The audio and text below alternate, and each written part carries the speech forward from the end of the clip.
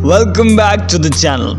Continuing the Poetics series, in this lecture we will look at the 2 or 4 different dimensions of the history of the term catharsis, whose meaning and importance have already been discussed in the previous lectures.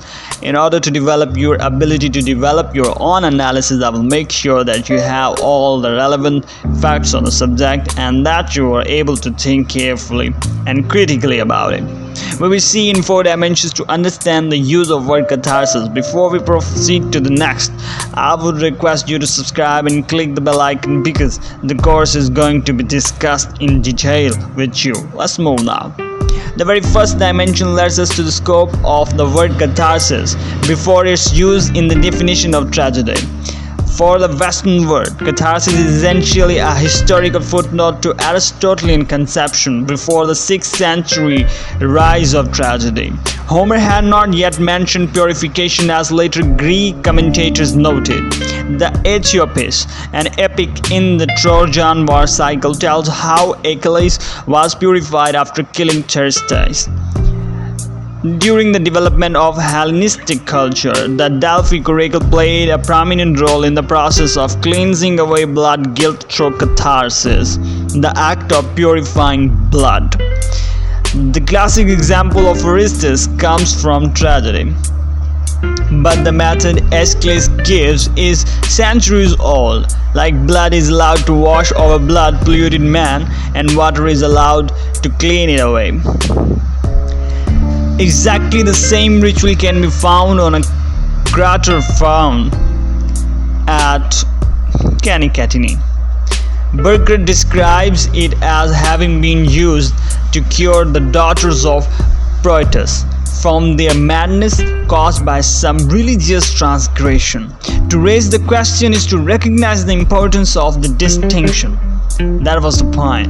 Burkert answers those who question whether the ritual results in atonement for the subject or just healing.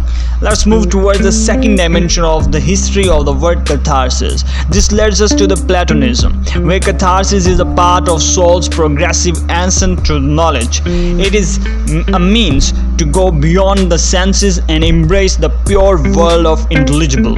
Note that Platonists and Porphyry specifically were Neoplatonists who believed that catharsis was the purification of passion. In this way, the virtues are clearly distinguished. Platonist explains the difference between the civic virtues and the cathartic virtues in the second tactical of the first in it. He points out that civic virtues are inferior. Order and beauty are the principles of the material existence.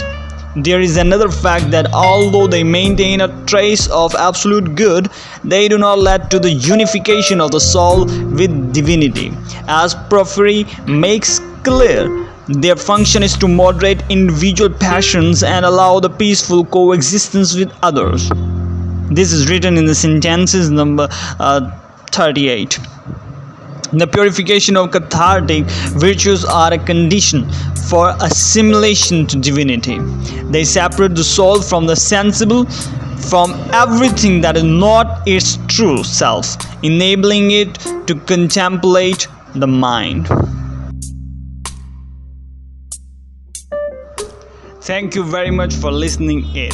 In the next lecture, we will discuss the 3rd and 4th dimension.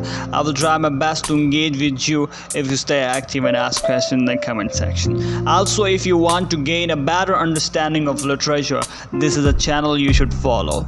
Thank you very much.